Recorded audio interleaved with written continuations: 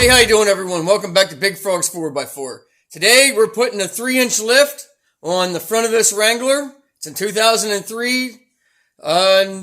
Might end up being more than one video to get this done. It may be a video in disassembly and then another video on assembly, putting it all back together, because it would be way too long, I think, if it's all going to be in one video. And most people will tune out after 15 minutes. So I might do two separate videos. Probably most likely going to do two separate videos. That's going to be on the front axle, and then it'll be two videos on the rear axle. So you're probably looking at a 5 video total. The transfer case drop, removal and installation is 2 for the front axle, and removal and installation is 2 for the rear axle. And you may even get a different video is for the Falcon shocks. That way people who are looking to install just the Falcon shocks will get that video as well. So stay tuned. Now for the front axle, you want to start with, obviously, removing the wheel, and we're going to remove the caliper. Should be 19 millimeter, unless someone changed them over. Like my Jeep, I'm changing over a 21 millimeter. Once you have your wheel off, and obviously anytime you have this all apart, you want to do kind of a pre-inspection and look at everything. Well, this is a part that the brakes are bad or even close to being bad. Replace them, replace the rotor. This has all been new. I'm almost positive at some point this vehicle had its frame replaced. Because it is, for being in Northeast, the tub underneath has some rust, but the frame is like spotless. So I'm thinking at some point this has had a complete frame replacement. So we're going to get the caliper, we're going to hang it, and then we'll get the rotor off, and we'll move on from there. Now your caliper bolts are 12 millimeter. You want to pull them out.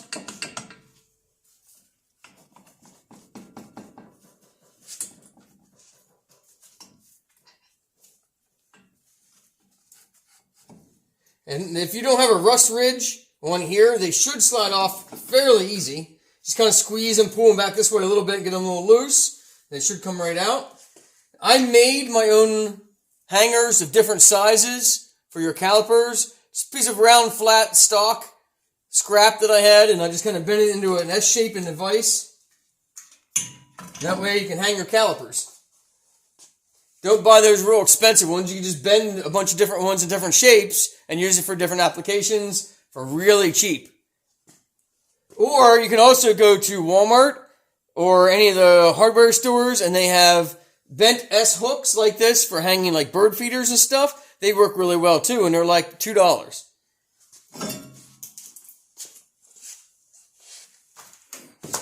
Now, I'm going to go ahead and take the other side apart, and then I can start back on this side again.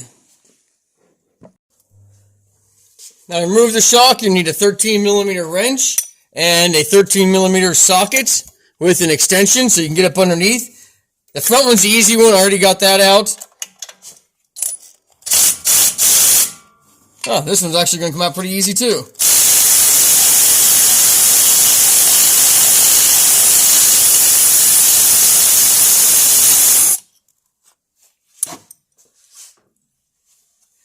Now, I already did the other side, so I know what situation I ran into over there. I'll probably run into the same thing here. The sway bar link, this nut is rusted tight to the bolt. Didn't matter, heated it, didn't matter, it was still spinning because this is a ball socket inside of here. So when you try to loosen this nut, it all just spins inside of here. So on the other side, I had to cut the nut off to get the sway bar link out of the sway bar. So we'll get the impact on it, but I'm pretty sure I'm not even going to bother trying to heat it. I'm just going to see if it comes off. Huh. Well, luckily on this side it came off. The other side, like I said, I had to cut the nut off. You guys got lucky and got the easy side.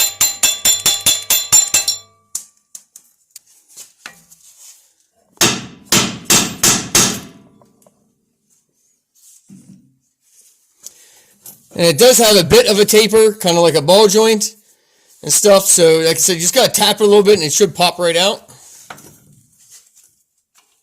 Now keep in mind, if you're doing this and you have jack stands under the frame, the whole axle will drop when you do all this. The whole axle drops some. So you're going to make sure that you are not near it when it drops. It doesn't drop a lot, just a little bit. Obviously you saw there. Now next I want to get my steering linkage off on the other side, and I got to get the track bar off. So we're going to unbolt those. To do that, I'm going to lower the vehicle down and set the axles on jack stands. Now I'm going to remove the bolt for the track bar. It has a nut on the backside inside the tube, like frame in here, that has a tab hanging down with a nut welded to it. These do have a tendency to break off. If they do, you have to get the correct size bolt to put in here, or it can still allow the axle to move back and forth a little bit, and you'll get death wobble. If you've ever had death wobble, you know what that is. So I kind of like to work these back and forth.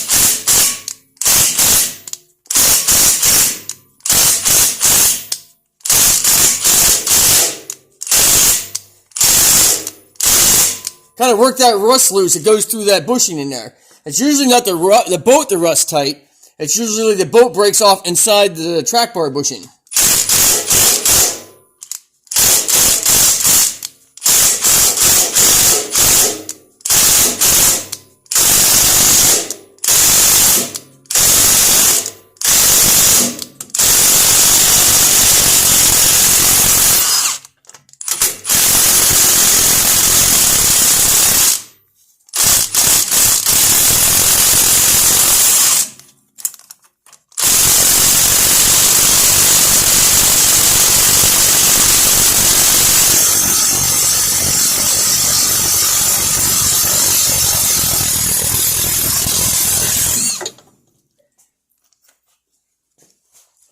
Now, if you set the axle on jack stands, like I said I was going to, but I couldn't get a good shot with the camera, that this won't have any tension on it, or at least it won't have nearly as much tension, and the boat's easier to get out.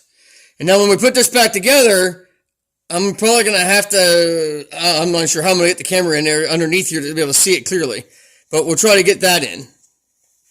And there is the nut that goes up inside this tube in here for your track bar then.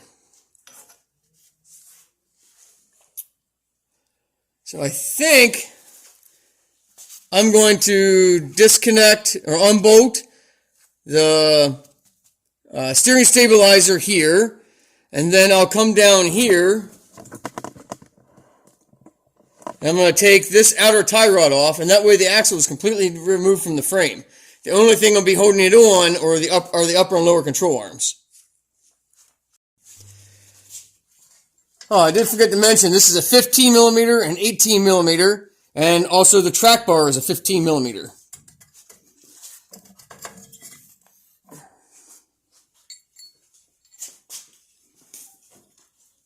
And so don't forget what bolt goes where. I'm just going to put that one in loose for now. And then we're going to take the steering off over here.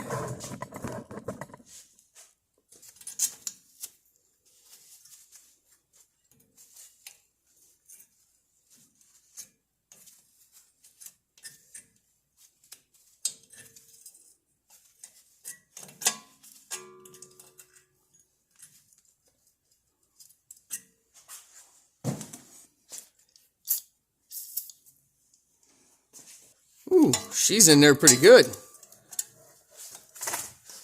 Luckily, I got a pack of...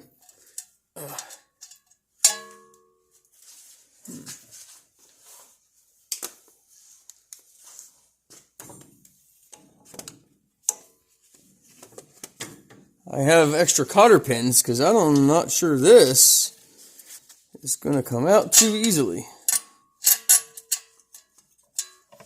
That's rusted in there pretty good, and they got the head that's sunk in there.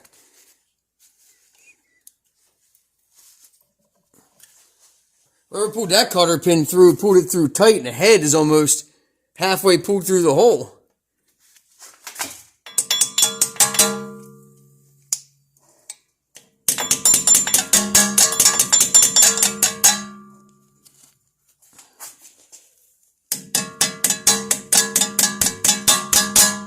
Yeah, it looks like that bad boy's going to have to get broken off.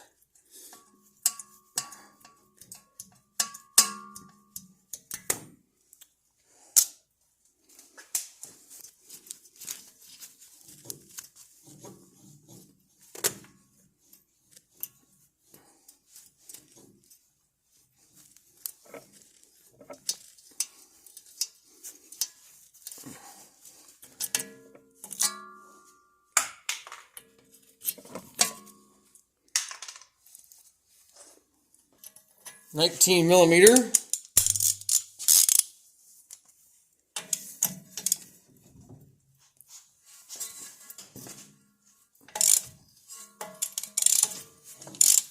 Kind of just work it back and forth here a little bit with a ratchet. You should be able to strike this. Try not to hit your boot. You want to hit it up here.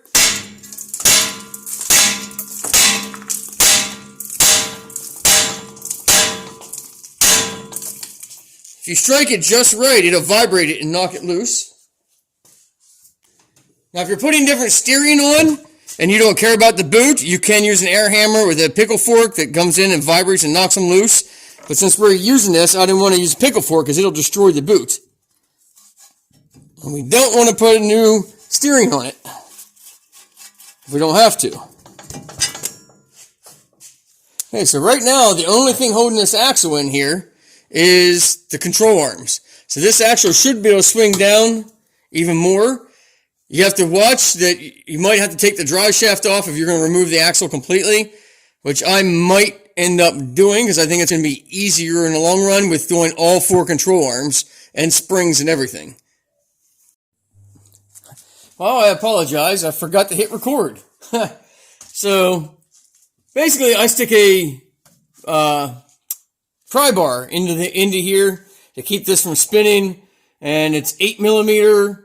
Bolts go in here. Use a short wrench or ratchet. Don't use an impact because these things can get tight in here and break off. And if they break off in the yoke, another bad day. So when you use a short ratchet or wrench, you can feel when they get tight and you can work them in and out.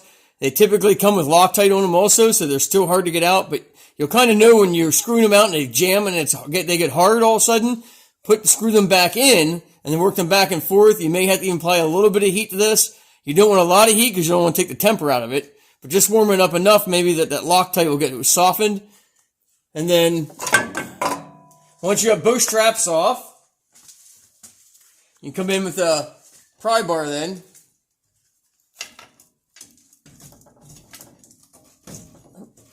Well, there we go. So you should be able to pry that back. But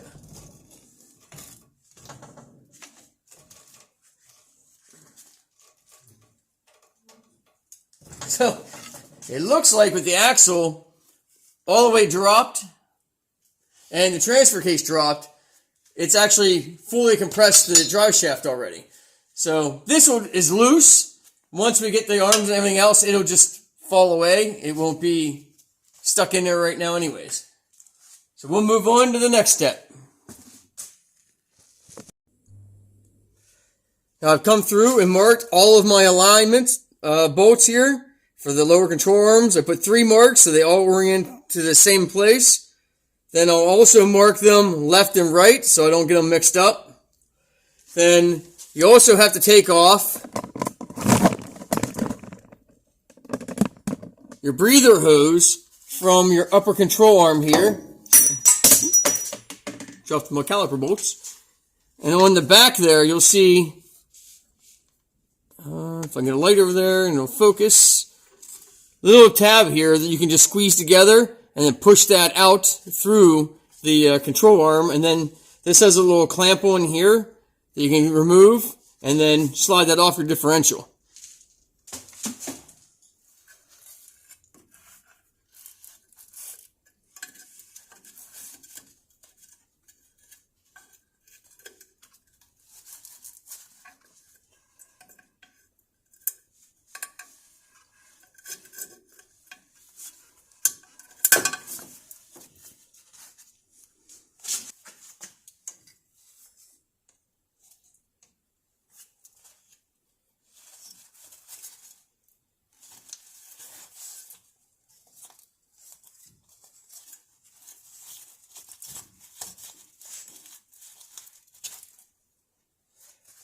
And if you don't cut that, and you kind of just spread it apart, it'll loosen it up.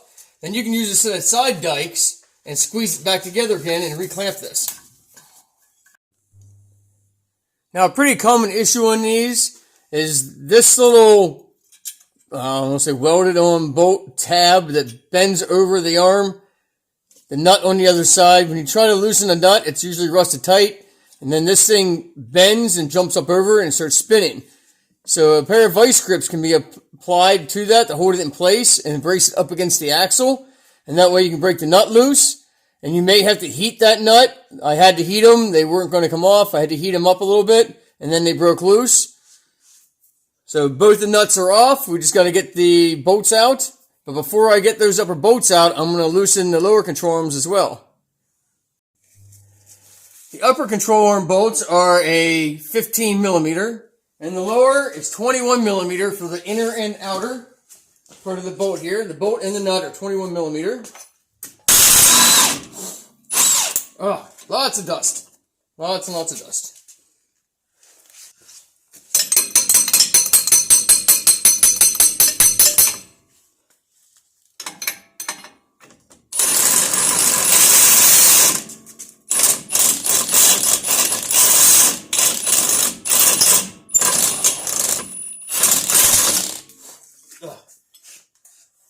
Yummy.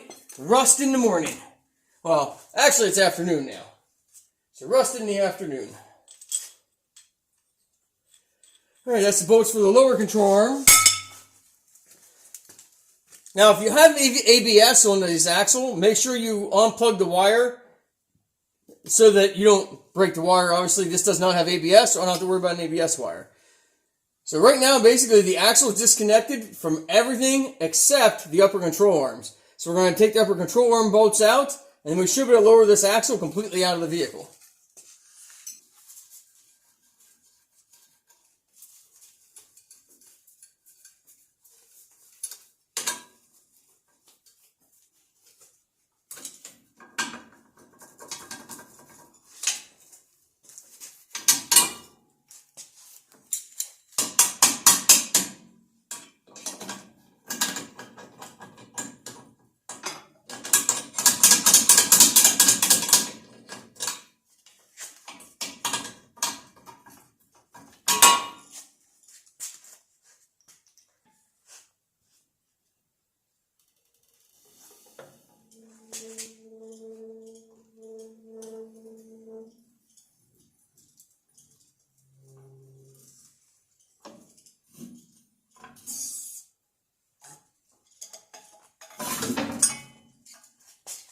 And there, the axle is basically out.